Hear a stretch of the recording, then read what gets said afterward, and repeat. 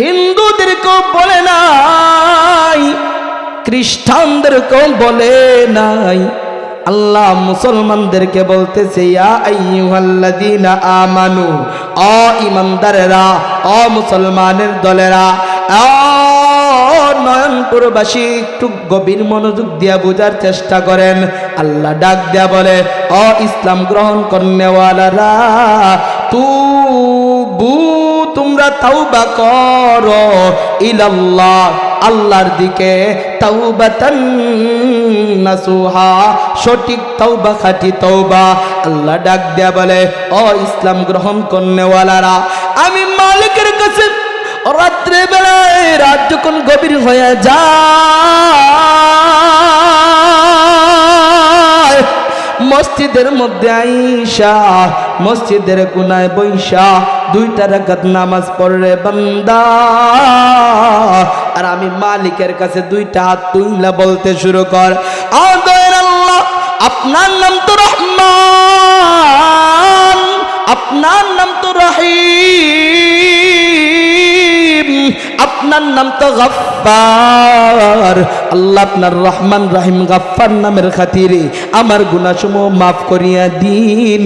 আল্লাহ বলে, ও বান্দা শুনিয়া রাখ, দুনিয়ার মধ্যে আমি আল্লাহ রহমান, দুনিয়ার মধ্যে আমি মালিক রহিম।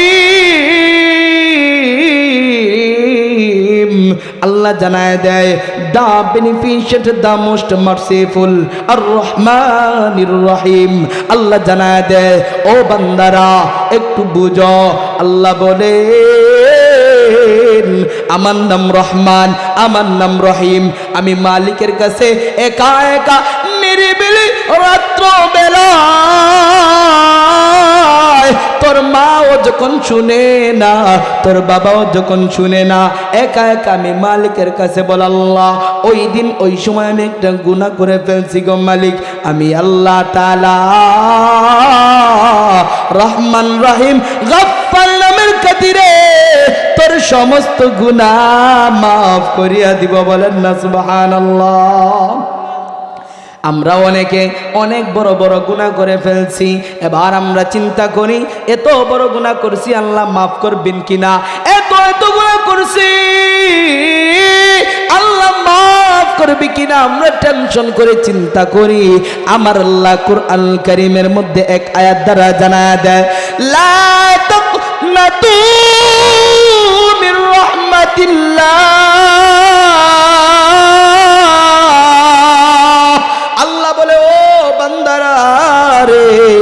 লা তাকনাতু, আমার থেকে তোরা নৈরাশ হইস না, লা তাকনাতু মির রাহমাতিল্লাহ। আল্লাহ বলে, ও বান্দারা, আমি মালিকের রহম থেকে তোরা নৈরাশ হয় না। আমি মালিকের কাছে যত বড় গুনাহ করো না কেন, যদি তাওবা করো, খাঁটি তওবা করো, তাওবাতুন নাসুহা করো, তোমার গুনাহের প্রতি অনুতপ্ত হও, আমি মালিকের কাছে যদি বলো, আল্লাহ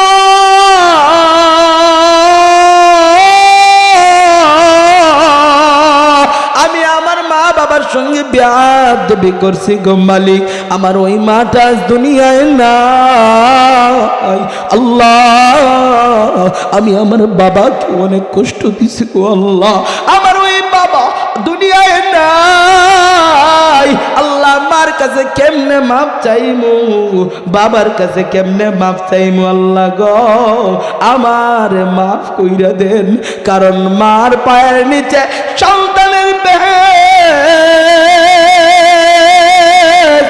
ওই মাকে আমি কষ্ট দিছি গো আল্লাহ, আল্লাহ ওই বাবাকে আমি কষ্ট দিছি, আল্লাহ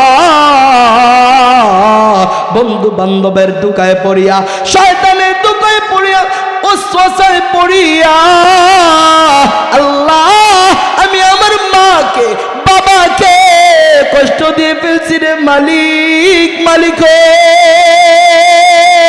আল্লাহ তুমি মাফ করিয়া দাও। আল্লাহ বলে, বান্দা তখন আমি মালিকের রহমতের খাজানার মধ্যে ঢেউ উঠিয়া যায়। বলেন না সুবহানাল্লাহ। এবার গুণ বেশি মায়া করি আমি আল্লাহ। কারণ তোর মতো কত মানুষের দুইটা হাত নাই রে, তোর মতো কত মানুষের দুইটা চোখ নাই রে, তোর মতো কত মানুষের পা নাই, ভিক্ষা কইরা খায়, ঠিক না বে ঠিক আছে না নাই? মা আপনারা এলাকাত মনে হয় নাই? হ্যাঁ, সকল ফকির খানা লেংরা আমরা সিলেক্ট করছে নাকি? আপনারা গ্রামও নাই নি এলাকা আছে? তো আল্লাহ ডাক দিয়ে বলেন, ও বান্দা একটু লক্ষ্য করে তাদের দিকে তাকায় দেখ, তাদের 2 দিন হয়ে যায় পেটের মধ্যে খাবার যায় না,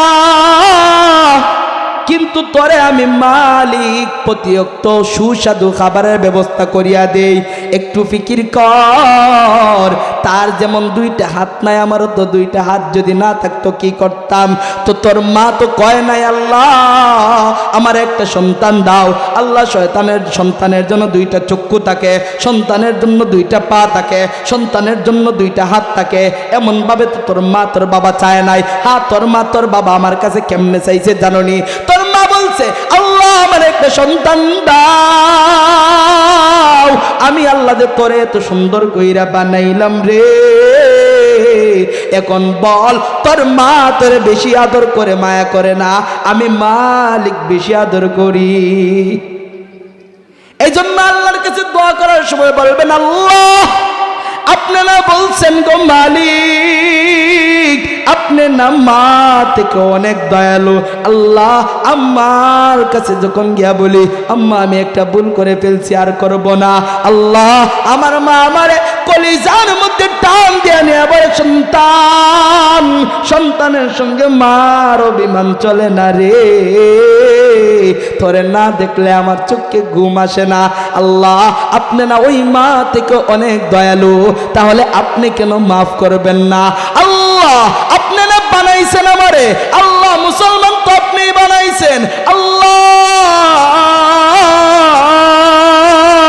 এত কিছু আপনি আমার না চাইতেই দিছেন, আল্লাহ এবার আমি চাইতেছি আমার গুনাহ মাফ করিয়া দেন। আল্লাহ মাফ করবেন কি না? মা আল্লাহ তো কোরআনে বলছেন লা তাকনাতু মির রাহমাতিল্লাহ, ও মুসলমান বান্দারা আমি মালিক থেকে নৈরাশ হয় না, কারণ আমি মালিক রহমান, আমি মালিক রহিম, আর রহমানির রহিম। সূরা ফাতিহা আছে না?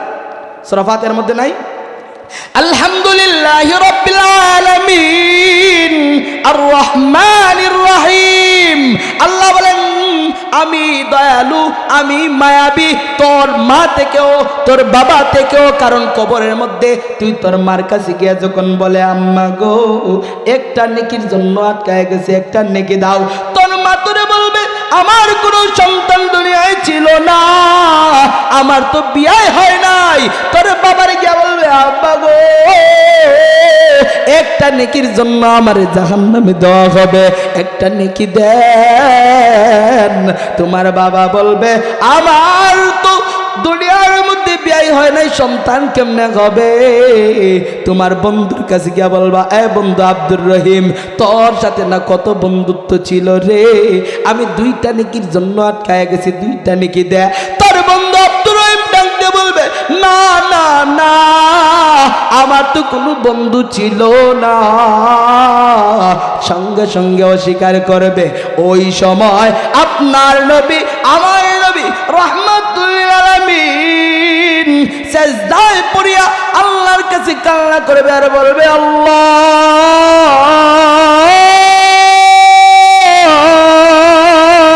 আমার উম্মতদেরকে জাহান্নামে আপনি দিয়েন না, আল্লাহ জাহান্নাম সহ্য করতে পারবে না। এবার আল্লাহ ডাক দেয়া বলে বন্ধু মুহাম্মদ আপনি সিজদা থেকে উঠেন, আপনার চোখের পানি আমি আল্লাহ সহ্য করতে পারি না। এবার নবী আমার ডাক দেয়া বলে আল্লাহ আমার চোখের পানি যেভাবে আপনি সহ্য করতে পারেন না, আমি নবীও আমার উম্মতের চোখের পানি সহ্য করতে পারি না। বলেন না সুবহানাল্লাহ। আদম নবী থেকে ঈসা নবী পর্যন্ত ওলিয়া ওলিয়া গোস কুতুব পীর মাশায়েখ উলামায়ে কেরাম, তোমার বাবা তোমার মা সবাই মিলিয়া বলবে ইয়া নফসি ইয়া নফসি ইয়া নফসি ইয়া নফসি বলে নিজের নফসের চিন্তা করবে। কিন্তু নবী আমার নিজের সন্তানের কথা, মেয়ের কথা, নাতির কথা বলে না। ইয়া হাসাইন ইয়া হুসাইন ইয়া ফাতেমা ইয়া উম্মে কুলসুম বলিয়া আল্লাহর নবী বলবে না। আল্লাহর নবী বলবে ইয়া উম্মতি ইয়া উম্মতি বলিয়া আল্লাহর নবী কানবে। বলেন না সুবহানাল্লাহ। তো যে নবী আপনাকে আমাকে সাহায্য করবে, সহযোগিতা করবে, ওই নবীকে কষ্ট দেওয়া যাবে? কথা বলেন, জুড়ে বলেন। যারা বলেন না মনে হয় নবীরে কষ্ট দিতে চান, একটু জুড়ে বলেন নবীরে কষ্ট দেওয়া যাবে? আচ্ছা বলেন তো, একটা আপনি বেলিট নিয়ে, একটা কি ব্লেড চিনেন? ব্লেড, ব্লেড নিয়ে আপনার বাবার কলিজা কাটতে পারবেন? এখানে কেউ আছেন যে আমি আমার বাবা অথবা মার কলিজা কাটতে পারবো ব্লেড দিয়া? আছেন কেউ? কেউ মুরব্বী পারবো? কেউ পারবে না। তো আল্লাহর নবী বলেন যারা দাড়ির মধ্যে কুর লাগাও, দাড়ির মধ্যে বেলিট লাগাও, দাড়িরে সফান সফা একেবারে শেষ করে ফেলো, আমি নবীর কলিজা কাটলে যে কষ্ট হবে এর থেকেও বড় কষ্ট হয় দাড়ির মধ্যে যখন কুর লাগাও। বলেন না নাউজুবিল্লাহ। তো আমি যদি আমার মার কলিজায় কুর না লাগানোর শক্তি থাকে, সাহস থাকে, তাহলে নবীর কলিজায় কিভাবে লাগাবো? মা থেকে বাবা থেকেও হাজার গুণে নিজের জান থেকেও ভালোবাসতে হবে ওই নবীকে। যতক্ষণ পর্যন্ত কোনো মানুষ নিজের জান থেকে প্রাণ থেকে নবীকে ভালোবাসবে না, ততক্ষণ পর্যন্ত সে মুসলমানের অন্তর্ভুক্ত না। মুসলমানের অন্তর্ভুক্ত হলে সে সর্বপ্রথম আল্লাহর উপর ঈমান আনতে হবে, লা ইলাহা ইল্লাল্লাহ মুহাম্মাদুর রাসূলুল্লাহ সাল্লাল্লাহু আলাইহি ওয়াসাল্লাম। তাহলে এখন বুঝেন, ওই নবী আপনার জন্য আমার জন্য আল্লাহর কাছে সুপারিশ করবে। আপনার মা আপনার জন্য সুপারিশ করবে না, আপনার বাবাও আপনার জন্য সুপারিশ করবে না। করবে কে? বলেন, করবে কে? সুপারিশ করবে কে? আল্লাহ সুপারিশ করবেন কেমনে? আল্লাহ তো দেনেওয়ালা, আল্লাহ সুপারিশ করবেন কেমনে? নবী সুপারিশ করবেন। তো আল্লাহ তাআলা বলছেন, আমরা এই এতটুক আলোচনার মাধ্যমে আমরা একটু বুঝি, এতটুক আলোচনা হয়েছে কি আমাদের জীবনে যদি কোনো ভুল ত্রুটি হয়ে থাকে, এমনকি কোনো মানুষ এখানে আছেন যে আমার জীবনে গুনাহ হয় নাই? বলেন, আছেন কেউ? আমরা দেখছি গত বছর এক আল্লাহর বান্দা মুখের মধ্যে দাড়ি নাই, টুপি পইরা জুবাইর আহমদ তাশরিফের সামনে গিয়ে বলতেছে আল্লাহর রহমতে আমার দ্বারা কোনো পাপ হয় নাই। বলেন না নাউজুবিল্লাহ। হুজুররা যখন দোয়া করে আমি আমিন বলি না, কারণ আমার তো গুনাহ হয় নাই। এর মুখে দাড়ি নাই, বরং হাদিস আইছে যার মুখে দাড়ি নাই যদি নামাজ পড়ে নামাজের নেকি তো হবে, ঠিক আছে, কিন্তু এই যে দাড়ি নাই নামাজের অবস্থায় তার গুনাহ লেখা হবে। সে কাবা শরীফ তাওয়াফ করতেছে, এই কাবা শরীফ তাওয়াফ করা অবস্থায়ও তার যে দাড়ি নাই এই গুনাহ লেখা হয়। বলেন না নাউজুবিল্লাহ। তো সে বলতেছে গুনাহ নাই। আমরা এখানে যারা আছে আমরা সবাই গুনাহগার, ঠিক না? সবাই গুনাহগার, মানুষ বলতেই গুনাহগার। তবে মানুষও ছিলেন নবীরা, নবী উলামা যারা আছেন তাদের কি কোনো গুনাহ ছিল? তারা ছিলেন মাসুম, বেগুনাহ, তাদের কোনো গুনাহ নাই। যদি কেউ বলে যে নবীদেরও গুনাহ ছিল, ঈমান থাকবো? মা কথা হয় না, মাতক্কা। আপনারা আমার কথা বুঝলেন নি সকলে? তো আল্লাহর নবী আমাদের জন্য সুপারিশ করবেন, এই নবীকে কষ্ট দেওয়া যাবে না। আমরা গুনাহগার, আমাদের মাধ্যমে অনেক গুনাহ হয়ে থাকে, অনেক গুনাহ হয়ে থাকে। আমরা আল্লাহর কাছে নিরিবিলি, আমার মাও শুনবে না, বাবাও শুনবে না, দুনিয়ার কেউ জানে না আমি এমন গুনাহ করছি। যেমন এখন দুনিয়ার মধ্যে এমন এক মডেল জামানা আসছে, রাত্রেবেলা ঘুমায় রাত 1টা 2টা পর্যন্ত মোবাইলের মধ্যে সিনেমা দেখে, আছে কিনা নাই? অনেকে আমাদেরকে বলে হুজুর এর থেকে বাঁচার উপায় কি? অনেকে আপনার সিনেমা দেখে, উলঙ্গ ভিডিও দেখে, ওই সময় যদি ফেরেশতা মালাকুল মাউত আসে আর তোমার জানটা বের করে নিয়ে যায়, আর মালাকুল মাউত যদি দেখে তুমি উলঙ্গ সিনেমা দেখতেছো, এই পর্যায়ে তোমার জানটা নিয়ে যায়, তখন তুমি জান্নাতে যাবা না জাহান্নামে যাবা? তো এই যে চান্স আমার জন্য, এই গরম পানির মধ্যে এমন কি কেউ আছেন যে ফুটন্ত গরম পানির মধ্যে হাত ভিজায় রাখতে পারবেন? আছেন কেউ? জাহান্নামের মধ্যে তো ফুটন্ত পানি না, ফুটন্ত আগুনের মধ্যে লাকড়ির মতো আমাদেরকে দেওয়া হবে। ওই আগুন আমরা কিভাবে সহ্য করব? এই জন্য কবরে যাওয়ার আগে কবরের সামানাগুলো আগে থেকেই তৈরি রাখতে হবে। যেমন আমি যদি এখান থেকে সিলেট যাই, আমার কাছে মিনিমাম 1-2 হাজার টাকা থাকতে হবে, কারণ সিলেট যাইতে হলে গাড়ি ভাড়া লাগবে।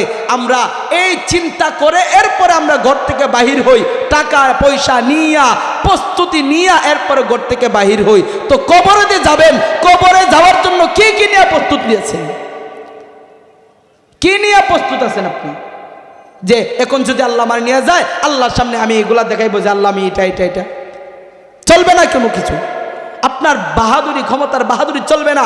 আল্লাহ তাআলা কাল কিয়ামতের মধ্যে বলবেন, লিমানিল মুলকুল ইয়াউম লিল্লাহিল ওয়াহিদিল কাহ্হার। ও দুনিয়ার ক্ষমতাওয়ালারা, ও ফেরাউন, ও নমরুদ, ও আবু জাহেল, ও লেডি ফেরাউন, শেখ হাসিনা, দুনিয়ার মধ্যে কত বাহাদুরি করছো, এবার বাহাদুরি করো, এবার তোমার ক্ষমতা দেখাও। এবার উলামায়ে কেরামদেরকে জেলে নিয়ে যাও, বিএমপি পাইলেই গুলি কইরা মাইরা লাও, জামাত শিবির পাইলেই ফাঁসি দিলাও, এবার ক্ষমতাটা দেখাও দেখি। পারবনি? মা কথা কয় না, পারবনি? শেখ হাসিনার আল্লাহ বলবে, যাও তোমার ক্ষমতা দিয়ে দিলাম, এখন ক্ষমতার বাহাদুরি দেখাও। দেখাইতে পারবো? আগে আমরা দেখছি বিএমপি শুনলেই জেলে নিয়ে গেছে, গুলি কইরা দিছে, জামাত শিবির শুনলেই দইরা নিছে। উলামায়ে কেরামদেরকে, মামুনুল হক সাহেব, অনেক বড় বড় উলামায়ে কেরাম যারা নির্দোষ, তাদেরকে নিয়ে বছরের পর বছর কারাগারে রাখছে কিনা? রাখছে না? তো আপনি আমি যদি এরকম ক্ষমতার বাহাদুরি করি, আমি এলাকার মেম্বার, এখন যদি আমার জনগণের সঙ্গে আমি এরকম ব্যবহার করি, কালকে আমাদের ময়দানে আল্লাহ ধরবেন কিনা ধরবেন না? কথা বলেন, ধরবেন কিনা ধরবেন না? তাহলে কবরে যেতে হলে কবরের সামানা আমাদের আগে থেকেই নিয়ে যেতে হবে। কবরে যেতে হলে কবরে আগে থেকে আমাদের সামানা নিয়ে যেতে হবে। এবার আসেন, কবরে যাব, যাওয়ার পর 2টা স্তর হবে। আমি সময়ের সংক্ষিপ্ততার কারণে একটা স্তর বলবো, শুধু জাহান্নাম। জাহান্নামে যদি যাই, আমাদের সঙ্গে কেমন ব্যবহার করা হবে? জাহান্নামে যদি যাই আমরা মরার পর, এবার দেখেন, যেহেতু আল্লাহ বলছেন কুল্লু নাফসিন যায়কাতুল মাউত, আমাদের মরতে হবে, ঠিক না? এবার যদি আমরা মরিয়া যাই, মাইকের মধ্যে ঘোষণা হয়ে যাবে, ইন্না লিল্লাহি ওয়া ইন্না ইলাইহি রাজিউন। অমুক ব্যক্তি দুনিয়া থেকে চলে গেছেন। আপনার ঘরের মধ্যে কান্নার হাওয়া শুরু হয়ে যাবে। একটু গভীর মনোযোগ দিয়ে চুপটা বন্ধ করে শুনেন, আর নিজের মনরে বুঝান, ও মন, এখন পর্যন্ত কি করলাম? চোখটা বন্ধ করেন আর একটু ফিকির করেন। ও বন্ধুরা, আল্লাহ রাব্বুল আলামিন যদি আমাদেরকে আজকে নিয়ে যায়, এখন যদি নিয়ে যায়, চিন্তা করেন, এখন আমার মরণ হয়ে গেল, মসজিদের মাইকে ঘোষণা হয়ে গেল। মসজিদের মাইকে ঘোষণার পর বাড়ির মধ্যে কান্নার রুল উঠে গেছে। আপনার সন্তান বাবা বাবা বলিয়া কান্না করে, বলবে, বাবা গো, আমার রাইকে কেমনে তুমি কোথায় চলিয়া যাও? মা যদি মরিয়া যান, সন্তান মার লাশের কাছে গিয়ে বলবে, আম্মা, আমার রাইকে এতিম বানায়া কই চলিয়া যাও? ও মুরব্বী বাবারা, যাদের মা বাবা নাই, একটু ফিকির করেন আর চিন্তা করেন, হাই রে, আমার মা যদি আজকে দুনিয়ায় থাকতো, মারে তো মা বলিয়া ডাক দিতে পারতাম। ও বন্ধুরা আমার, দুনিয়া থেকে যখন মা বাবা চলিয়া যাবে, মনে হবে যে মাথার উপর আসমান ভেঙে পড়ে গেছে। এই মা বাবা ধরেন মরিয়া গেল, অথবা আপনি আমার ঘোষণা হয়ে গেল, এবার আপনার বাবা আপনার জন্য কাঁদবে, আপনার সন্তান আপনার জন্য কাঁদবে। আর যদি মহিলারা মরে, মহিলাদের সন্তানরা কান্না করবে আর বলবে, একটু দাঁড়াও মাইরে দেখি, ও গ্রামবাসী, একটু দাঁড়াও মাইরে দেখি, সাদা কাপড় পরাইয়া লাশের উপর শুয়াইয়া, মায়ের তোমরা কই যাইতেছো লইয়া রে? গ্রামবাসী, একটু দাঁড়াও মাইরে দেখি। এবার জানা জানাজার সময় হয়ে গেল, জানাজার জন্য নিয়ে আসছে। এবার ইমাম সাহেব আল্লাহু আকবার বলে জানাজা শুরু করিয়া দিল। জানাজা শেষ, সালাম ফিরায় দিল, মাটি দেওয়ার জন্য কবরে নিয়ে গেল। একটু ফিকির করেন, এখন যদি আমি মরিয়া যাই আর যদি মাটি দেয়, আমার বাবা আমার কবরের মধ্যে মাটি দিবে আর কান্না করবে। আমি যদি আমার বাবার কবরে মাটি দেই, আমিও কান্না করবো, হাইরে আমার বাবা আমার এতিম বানায় চলিয়া গেল রে। কবরের মধ্যে রাখি আসবে, কেউ যাবে না কবরের মধ্যে একা একা। মাটির বাড়ি মাটির ঘর, মাটি হবে বিছানা। মাটির বাড়ি মাটির ঘর, মাটি হবে বিছানা। আসছো একা যাইবা একা, আসছি একা চাইব একা, সঙ্গে কেউ যাইবে না। কিন্তু যেদিন ডাক পড়িবে কবর মাঝে শুয়াইতে, জোগাড় কিছু করছ বন্ধু তার মাঝে বিছাইতে। এই মাটির ঘরের মধ্যে কোটি টাকার মালিক 3.5 হাত মাটির নিচে রাখবে, গরিব রেও মাটির নিচে রাখবে, দিন মজুরির যেমন 3 হাত মাটির নিচে 3.5 হাত মাটির নিচে রাখে, দেশের প্রধানমন্ত্রীরও 3.5 হাত মাটির নিচে রাখবে। এবার মাটির নিচে মাটি দেশের পর অন্ধকার ঘর, যেই করে আপনার বাবাও সাথে থাকবে না, যেই মা আপনার না দেখলে মার চোখে ঘুম আসে না, ওই মাও থাকবে না। গতকাল এমসি বাজার প্রোগ্রামে আসছি, আমার বাবা 1-2টার সময় ফোন দিয়া বলছে, বাবা কই আছো? আমি আমার বাবাকে বললাম, আব্বু মাদ্রাসায় চলে আসছি, এবার ঘুমাইব। আমার বাবা বলে, এত দূর থেকে প্রোগ্রাম করে আসলা, কোনো ক্ষতি হইছি না? এখন বুঝেন, রাত 2টার সময় বাবাটা ঘুমায় নাই সন্তানের মায়ায়। তো এই বাবা মা তাদের দুনিয়ায় নাই গো, অথবা মরিয়া যাবে, কবরের মধ্যে রেখে আসবে, কেউ সাথে থাকবে না, কেউ সাথে থাকবে না। ফেরেশতারা চলে আসবে, প্রশ্ন করতে শুরু করবে, তোমার দিনকে, মারো আব্বুকা মা দিনুকা মান নবিয়ুকা, তোমার রবকে, তোমার দিনকে, তোমার নবীকে, প্রশ্নগুলা করতে থাকবে, আরবিতে উত্তরগুলা দিতে হবে। এবার যদি আমল না করিয়া, নেকি না করিয়া কবরে যান,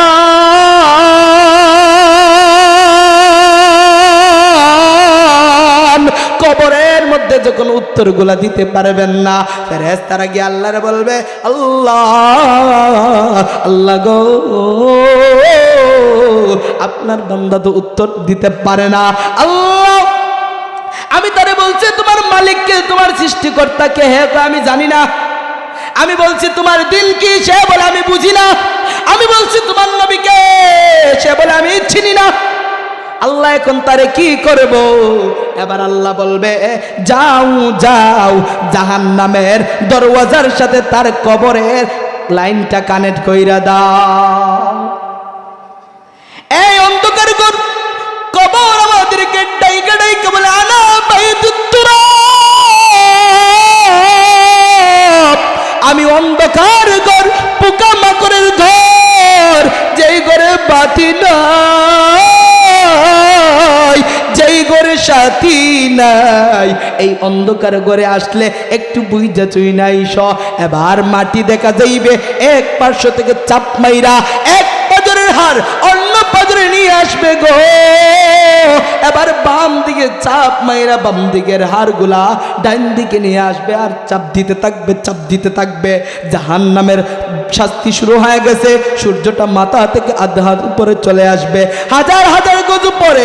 এই সূর্যের তাপমাত্রা সহ্য করতে পারি না, ফ্যান দেই, এসি দেই, কত কিছু করি, গোসল করি, এরপরও কেমন জানি গরম যায় না, গরম যায় না। কিন্তু এই সূর্য হাজার হাজার গজ উপরে থাকবে না, জাহান্নামীর মাথা থেকে আধা হাত উপরে এই সূর্য থাকবে। আবার আল্লাহ বলবে, এই সূর্য, তোর যত তাপমাত্রা আছে গুনাহগারের মাথায় সারিয়া দে। ওই সময় গুনাহগারের মাথার মগজগুলো বাতের ফেনার মতো টকভক করিয়া, টকভক করিয়া মাথা ফাটিয়া বাইর হয়ে যাইবে।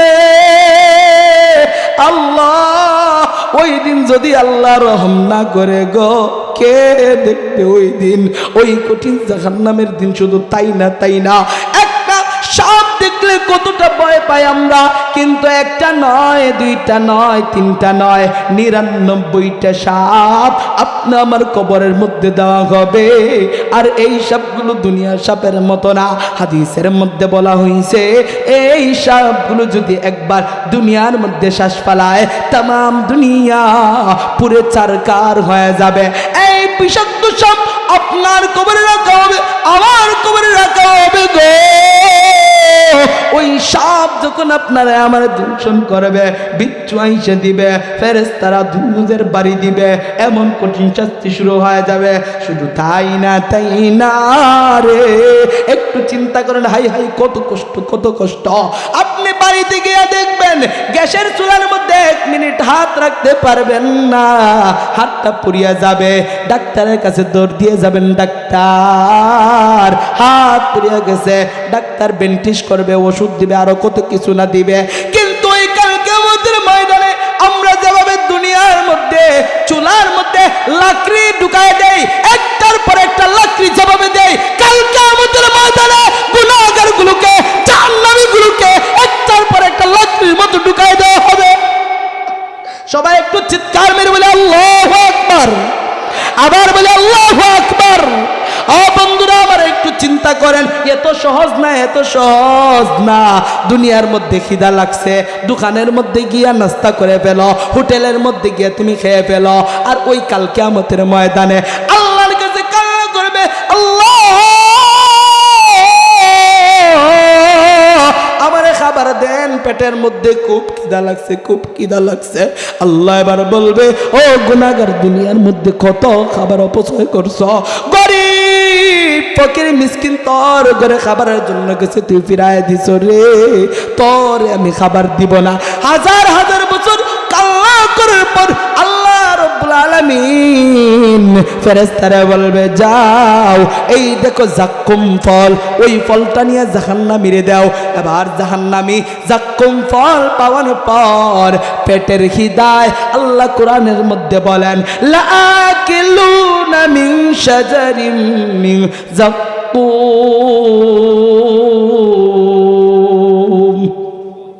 আল্লাহ বলেন, ওই জাক্কুম ফল যখন গুনাহগার পাবে গো, জাক্কুম ফলটা পাওয়ার পর ওই জাক্কুম ফলটা খেয়ে ফেলবে, যার কারণে গলার মধ্যে কাঁটাগুলো আটকায় যাবে। জাক্কুম ফলটা থাকবে এইভাবে কাঁটা বিশিষ্ট, 2 দিকে কাঁটা বিশিষ্ট জাক্কুম ফল থাকবে। এবার গলার মধ্যে জাক্কুম ফল আটকায় যাওয়ার পর আমার আল্লাহর কাছে কান্না করবে, আর আল্লাহর বলবে, আল্লাহ হাজার বড় কান্না করলাম, পেট পর্যন্ত তো এই ফল যায় নাই, পেটের খিদাওয়াত যায় নাই। আল্লাহ উল্টা আরো গলার মধ্যে জ্বালা পুরা সৃষ্টি হয়েছে, পানি দেন। আল্লাহ এবার ফেরেশতাকে বলবে, ও জাহান্নামের ফেরেশতারা রে, জাহান্নামের যে নদী আছে ওই নদীর পানি দে।